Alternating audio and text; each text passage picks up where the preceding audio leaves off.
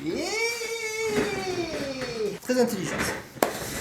Ok, je vais essayer de pas trop faire de bruit avec ma chaise. Salut à tous, salut à toutes, c'est Etienne pour Carpe Division. On se retrouve aujourd'hui pour une nouvelle vidéo, qu'on n'a jamais fait encore. Je me suis posé sur ma table. Aujourd'hui, nous allons lire, je vous ai réservé une super surprise. Je vous ai dégoté un magazine de collection. Je suis pas en train de vous dire que là je vous sors le Carpe Mag ou je sais pas quoi là du mois dernier. Je vous sors un magazine de collection là sous vos yeux tout de suite maintenant. L'intro ne durera pas plus. Installe-toi.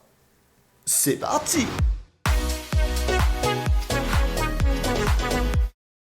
Le numéro 436 de La Pêche et les Poissons. Je vais vous montrer la couverture tout de suite, là, dans quelques secondes. Pourquoi ce numéro est si spécial? Il est si spécial parce qu'on sait très bien que dans le monde de la carpe, ce qui nous intéresse, nous les carpistes, même si on le dit pas, c'est de prendre des gros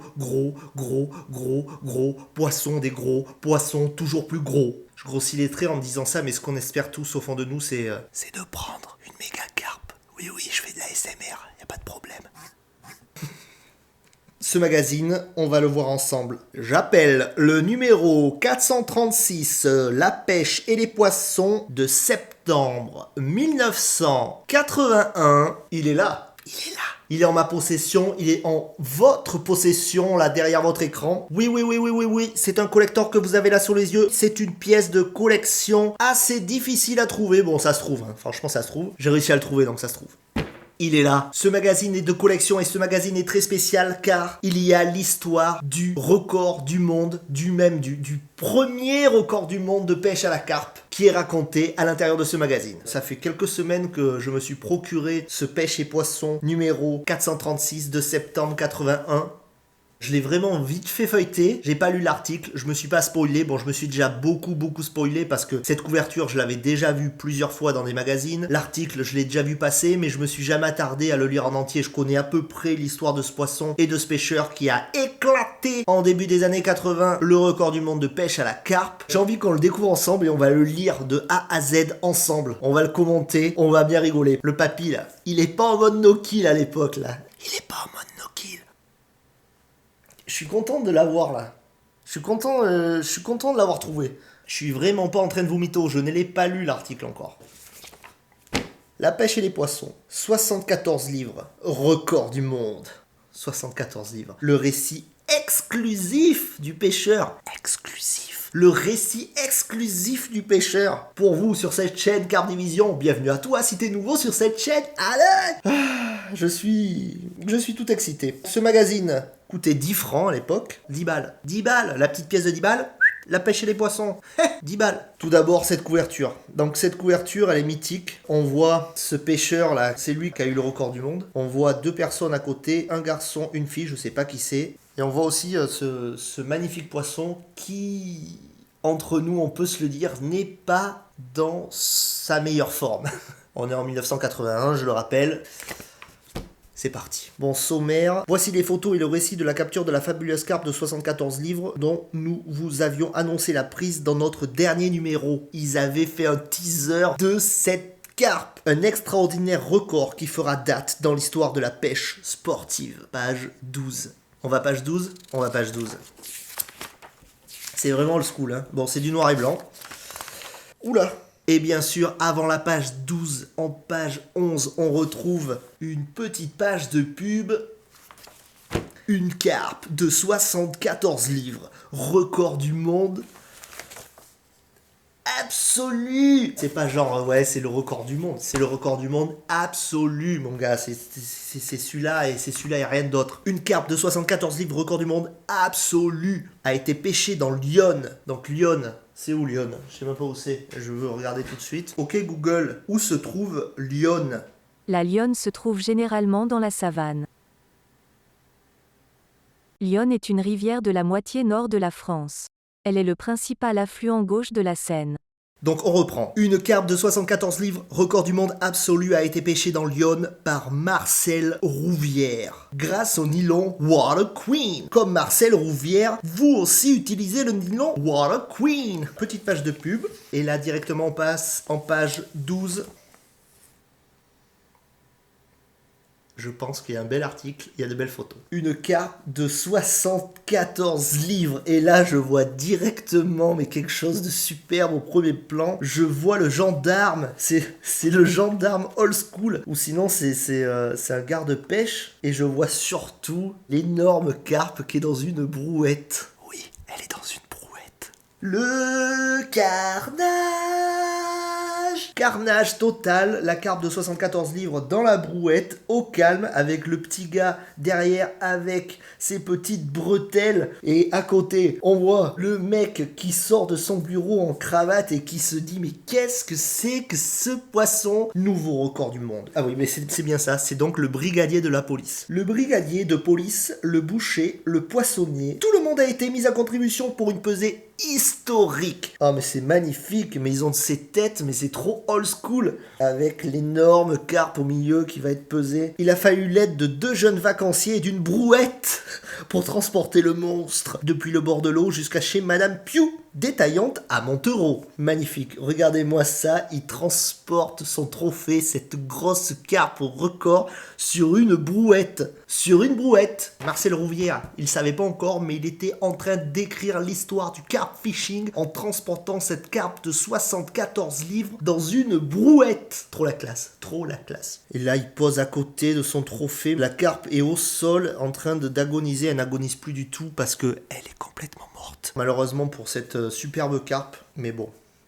Il faut remettre les choses dans son contexte et dans son époque. À cette époque, le no-kill, c'était pas trop d'actualité. On attaque un peu la lecture. J'ai hâte de découvrir ce que la pêche et les poissons ont à nous dévoiler. Lorsque Madame Piu, détaillante en articles de pêche à Montereau, juste à côté de l'église. Alors ça veut dire qu'elle a son petit truc à côté de l'église. Elle te vend 2-3 petits hameçons, 2-3 petits vers de terre.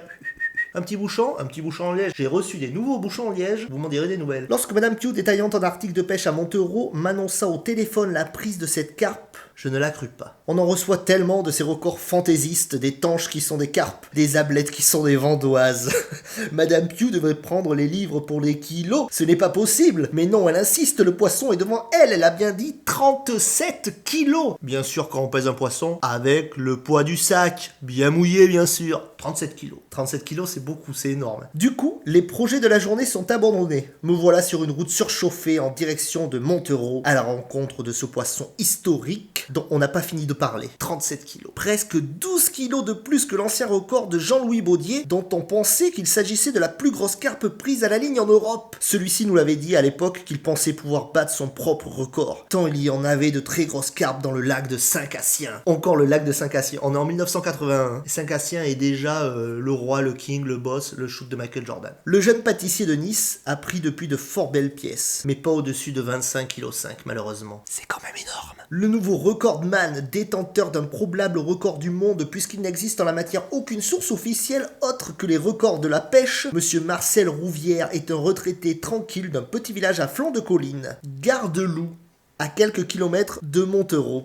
Il pêche la carpe dans l'Yonne depuis de nombreuses années. En gros, il ponce les berges. C'est un gars, il a son poste, il n'y a plus d'herbe. C'est de la terre, c'est son poste à Monsieur Rouvière. Uniquement le matin très tôt, du lever du jour à 9h. Donc il fait du speed fishing. Il le savait pas encore, mais c'était un précurseur du speed fishing. Il se levait le matin, il mettait le réveil, sa femme devait se dire mais qu'est-ce que tu fais? Il fait encore nuit et Monsieur Rouvière il lui disait mais laisse tomber, je sens que aujourd'hui il va se passer des choses, je dois aller au bord de l'eau. Ça a payé parce que c'est en pêchant qu'on fait du fish. Monsieur Rouvière il avait bien compris, il avait compris ça. Dès que le soleil commence à taper sur l'eau, il rentre chez lui. Les grosses carpes ne mordent plus. Celle-ci a été prise à l'écluse de la brosse Monceau, à 8 km de Montereau. Alors là, il lâche tout. À Montereau, chez Madame Piu. Madame Piu, c'est vraiment la classe. Hein. Bonjour Madame Piu, je voudrais des vers de terre, s'il vous plaît. Des vers de terre, mais ce n'est plus d'époque, mon cher monsieur. J'ai reçu des asticots de toutes les couleurs. Alors, à Montereau, chez Madame Piu, c'est la cohue. On se bouscule pour voir l'énorme poisson. Lorsque j'arrive, le brigadier de gendarmerie est là pour confirmer le record. Il homologue.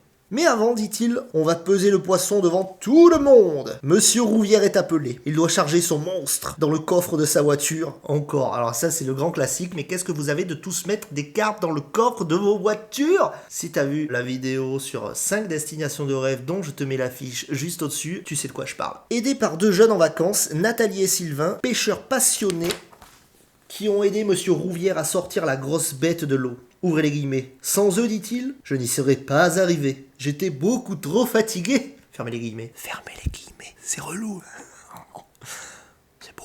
Une carpe de 37 kg ne passe pas inaperçue. Une brouette est réquisitionnée dans un chantier voisin. Alors j'aimerais trop voir la gueule des mecs qui étaient sur le chantier, qui ont vu débarquer Monsieur Rouvière, la gendarmerie et tout le monde. S'il vous plaît, réquisition de la brouette. On a un poisson à peser. Énorme. Chez le poissonnier, pas de balance allant au-delà de 20 kg. Nous voilà chez le boucher.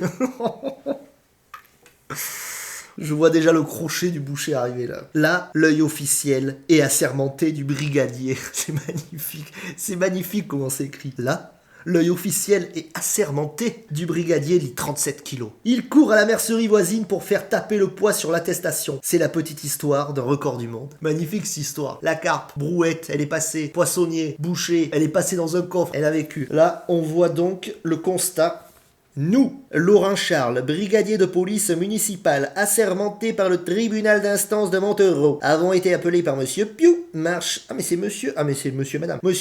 Piou, marchand d'articles de pêche pour constater, de point, la prise faite par monsieur Martial Rouvière de Garde-Loup d'une carpe miroir de 1 mètre de longueur. 1 mètre de longueur, c'est vraiment long. 1 mètre 20 de circonférence et pesant 74 livres, soit 37 kilos. Fait à Montereau le 7 juillet 1981, plein été. Le brigadier de police municipale, tampon, signature, ville de Montereau, papier officiel du record du monde. Là, apparemment, dans la suite de l'article, on va rentrer un petit peu plus en détail sur comment a été pêchée cette carpe. Et nous, en tant que bons fans de pêche à la carpe, nous sommes heureux de connaître la technique. La question que tout le monde se pose là, en ce moment même, est-ce que monsieur Rouvière a utilisé un slip d'Eric? Est-ce que monsieur Rouvière a utilisé un D-rig, un German rig? On ne sait pas. Je crois pas qu'il a utilisé tout ça. On va voir. À la plombée coulissante avec flotteur. Il a tout mis. La coulisse, le flotte. Parlons technique. Là, fini les galijades, fini les anecdotes, là, on est en professionnel. C'est écrit, parlons technique. Celle de Monsieur Rouvière est particulière. Il pêche à la plombée coulissante avec un flotteur. Monsieur Rouvière était équipé d'une canne Cosmos longue de 4 mètres... Non.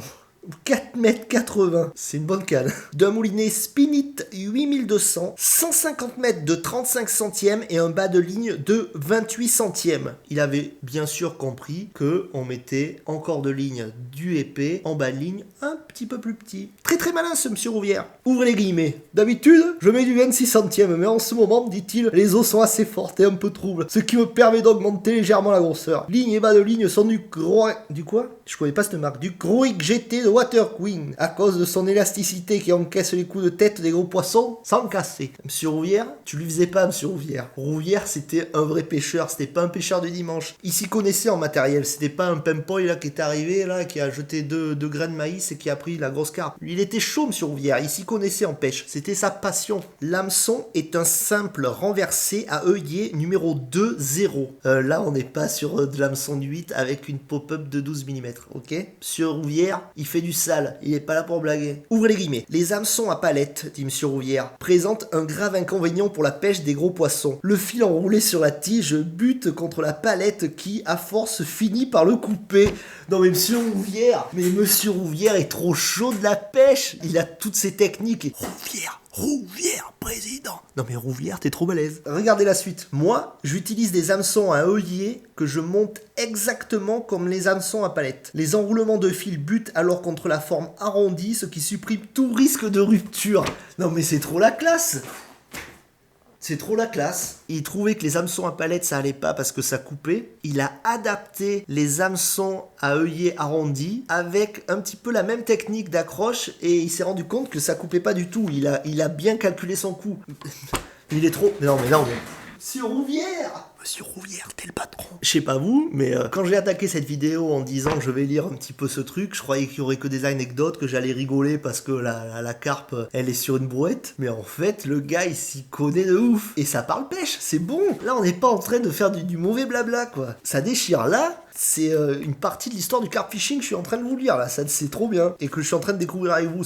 C'est génial. J'adore. Il entretient 4 ou 5 coups tout au long de la saison. Il les amorce régulièrement. Tous les jours, à 4 heures de l'après-midi, en distribuant des graines de maïs cuites et des boulettes de HPB Rich Pro. Sa dernière découverte, sa dernière combine. C'est énorme, entre guillemets, c'est lui qui a dit ça. Vous le dites pas trop, mais c'est ma dernière combine. Les grains sont mis à tremper pendant 2 jours et cuits dans l'eau sucrée pendant 2 heures. Ce sont des grains récoltés à Montereau même, pas très gros. Sur l'hameçon, il fixe plusieurs grains de maïs doux achetés dans le commerce en boîte pour la consommation humaine. Le truc, selon lui, consiste avant de lancer la ligne à plonger lèche dans un pot de miel. Une fois en place, le miel se dissout lentement dans l'eau et attire les carpes qui patrouillent dans les parages. Non mais Monsieur Rouvière, tu déchires. Non mais il est trop fort, lourd. Non mais trop lourd. Il avait réfléchi, il allait tremper son petit maïs dans le miel, ça allait faire une petite couche d'appât là. Il est trop fort. Jusqu'où ira-t-on? C'est la suite de l'article. Jusqu'où ira-t-on? Ce nouveau record pose la question de savoir jusqu'où peut aller le poids de la carpe. Il y a une dizaine d'années, on estimait que 25 kg était déjà un maximum. Avec celle de Jean-Louis Baudier, on avait parlé de record d'Europe et peut-être du monde. Que dire maintenant avec ce poisson de 37 kilos? Ouvrez les guillemets. L'année dernière, me dit-il, j'en ai tenu une probablement plus grosse. En tout cas, elle était plus longue. Je le sais à mon épuisette qui a une ouverture d'1 mètre. Et elle a dépassé de 20 cm au moins. Je l'ai amenée sur l'épuisette et elle s'est décrochée au dernier moment. Et il y aurait eu quelqu'un pour m'aider, je l'aurais probablement eu. Au bout d'1 heure avec une telle bête, à la pointe de la ligne, on est vraiment fatigué, dit-il, monsieur Rouvière. Non mais c'est énorme. C'est énorme. Il n'en était pas à son coup d'essai, Monsieur Rouvière. Monsieur Rouvière, il était là pour pêcher les grosses carpes. Il était pas là pour rigoler. Je suis trop fan de son histoire. Tiens, le gars, il s'y connaît trop, c'est trop un passionné, ça se sent. Et bien sûr, Monsieur Rouvière, comme tout le monde, il a raté la plus grosse carpe. Ainsi, dans les eaux profondes de Lyon, du côté de Montereau, il y a peut-être une carpe plus lourde, plus grosse encore que celle-ci. Monsieur Rouvière en est persuadé. Et s'est promis de battre son propre record. G. Bordès, l'auteur de l'article. Non mais c'est énorme. Monsieur Rouvière. Non mais Monsieur Rouvière. Et là on retrouve le tableau des records. Ablette 265 grammes. Anguille 3,450 kg. Quand tu vois cette image là avec la carpe qui est en sang et tout ça, tu sors cette couverture de l'époque, tu sors cette couverture de son contexte, tu te dis non mais c'est bon, c'est ces 3 blaireaux qui ont pris une carpe et puis voilà, ils l'ont accroché et il a marqué record du monde. Mais c'est pas ça du tout. Monsieur Rouvière, il était trop chaud de la pêche mon gars. C'est une partie de l'histoire du carp fishing qu'on a découvert ensemble là. C'est trop bien. Là j'ai découvert un truc qui tue. Je suis pire qu'heureux. En vrai je suis pire qu'heureux. C'est trop bien, c'est trop une belle histoire. Le gars est trop chaud de la pêche, il pète un record du monde. Il amorce ses coins à l'avance dans Lyon. C'est lui qui fait ses graines et tout. Il pêche avec du miel, avec son maïs. C'est énorme. C'est